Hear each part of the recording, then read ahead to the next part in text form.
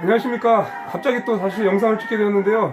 정강원 목사님께서 종로경찰서에서 이제 구속영장을 발부받고 조사를 마치고 영장이 기각되었답니다. 예, 당연한 결과죠. 지금 제가 실시간 스트림 보면서 지금 제가 알게 된 건데 좀 너무 너무 기쁘네요. 당연히 애국운동 하시고 죄가 없으신데 내란 선동죄다, 무슨 폭력, 무슨 집회를 했다, 폭력 집회를 한 적이 없고 정말 정광훈 목사님께서 주도하신 폭력은 아무것도 없었습니다.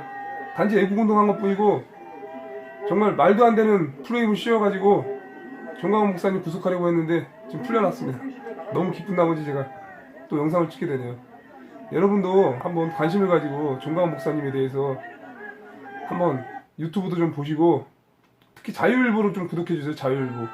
자유일보에 정말 진실된 모든 내용이 담겨있고 현 정권에 대한 비판, 그리고 각종 문화와 스포츠, 연예, 모든 각종 여러 기사들이 담겨있는 페이지가 128면 이상이 됩니다. 정말 알찬 신문이에요. 제가 자유일보를 3번을 제가 가져와서 제가 봤는데 정말 제가 추천합니다. 예, 한번 읽어보시고 정광훈 목사님께서 또 이렇게 나오셨으니까 저희가 또 더욱더 열심히 애국운동 해야 되겠죠? 예, 감사합니다.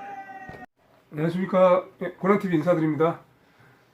제가 오늘은 외부 촬영을 못 나가서 또 안에서 촬영을 해야 되는데, 제가 3일 전인가 그래요. 이제 국회의사당에 제가 이제 공수처 반대 그 집회 현장을 갔다가 거기서 이제 아수라장이 된 현장을 제가 찍었어요. 여기 제 거 뭐 채널 검색해서 보시면 그 분신 자살 시도 그 영상을 찾아보시면 아마 아실 거예요. 거기서 이제 저보고 무턱대고 빨갱이냐 그러면서 뭐 간첩이라 그러면서 제 거 삼각대를 땅에다 던져버리고 핸드폰을 땅에다 떨어뜨려가지고 제 거 핸드폰이 또 금이 가고 삼각대가 망가졌어요. 그래서 밖으로 촬영을 지금 못 나가는 상태라 지금 삼각대를 새로 신청을 해서 지금 내일 정도 도착할 예정이고, 그래가지고 제가 오늘은 특별히 그 정광훈 목사님께서 애국운동 하시기 전에 그 낭독한 시국선언문을 제가 한번 낭독해드리려고 해요. 이거는 여러분들이 모르시는 분들이 굉장히 많으실 것 같아요. 한번 들어보시고 정말 정광훈 목사님의 진심이 무엇인지, 애국이 무엇인지를 한번 여러분들도 들어보시기 바랍니다. 제가 한번 읽어보겠습니다. 전국민 대국민께 드리는 담화문, 시국선언문입니다. 존경하는 5천만 국민 여러분, 그리고 1200만 성도, 30만 목회자, 25만 장로, 50만 선거 가족 여러분, 전광훈 목사입니다. 고대 헬라의 철학가 플라톤이 말하기를, 당신이 만약 정치를 거부한다면 당신보다 더 못한 사람에게 지배를 받아야 할 것이다 라고 했습니다. 오늘날 정치권은 범죄 집단이 되었습니다. 일부 국회의원들은 주사파에 빠져 문재인 대통령을 추종하고, 보수권의 정치인들은 오직 국회의원 배지로 이어가는 것에 모든 것을 걸고 있습니다. 이와 같은 행위는 범죄 행위인 것입니다. 왜 백성들은 푸른 초장 쉴만한 물가를 이끌어야 할 정치권이 범죄 행위를 계속할까요? 저는 수많은 정치인들을 만나보고 거기에서 원인을 발견하였습니다.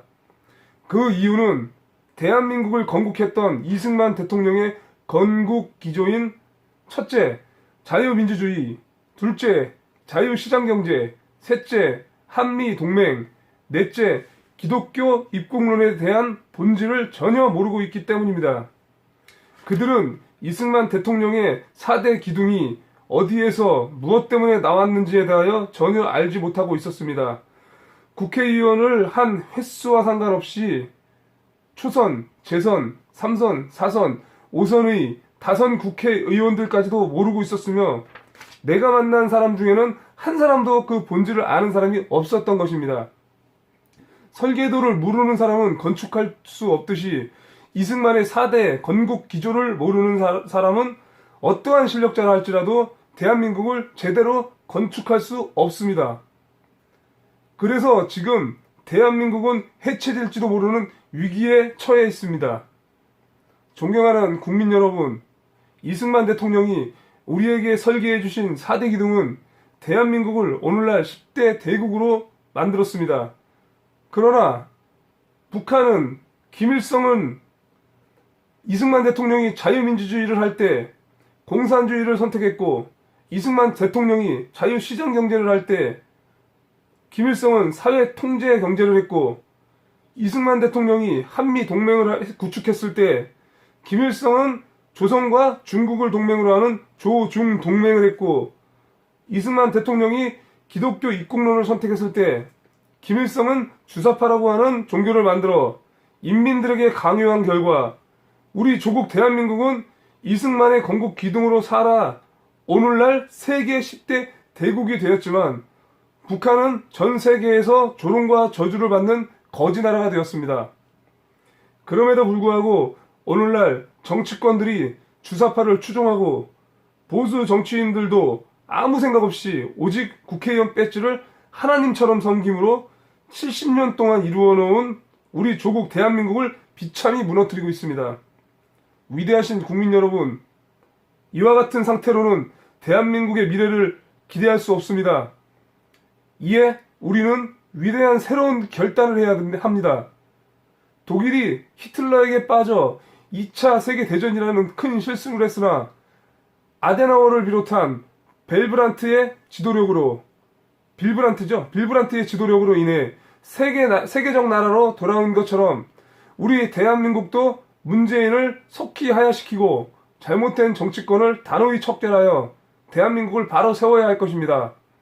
존경하는 국민 여러분, 제가 이와 같은 말씀을 드리는 것은 저의 개인적인 어떠한 정치적 이익이나 목회적 이익 때문이 아닙니다. 오직 우리 조국 대한민국에 대한 염려 때문입니다. 이제 우리가 어떻게 새로운 결단을 해야 할지 깊이 생각해 주시기를 간곡히 부탁드립니다. 국민 여러분의 위대한 결단을 기대합니다. 한기총 대표회장 정광훈 목사 드림. 예, 제가 오늘 처음 읽어서 제대로 좀 못 읽은 것 같은데 잘 전달이 됐는지 모르겠습니다.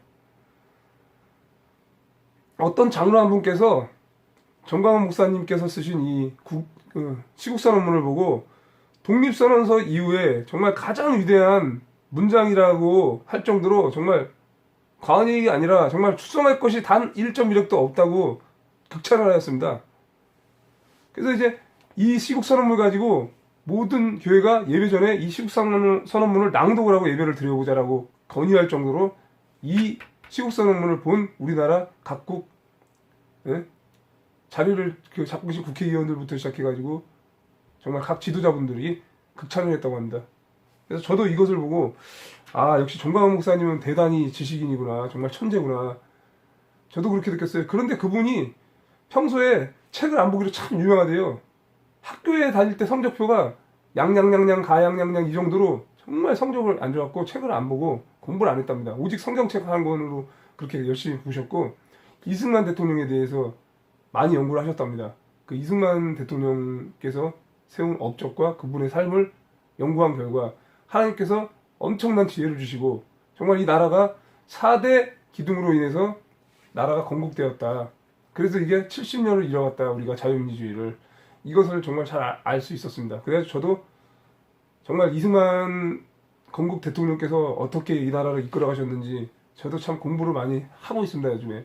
참 평소에 이렇게 정치 공부 안 하던 사람이 나라가 이렇게 위태로워지니까 할 수밖에 없네요, 정말. 여러분들은 어떻습니까?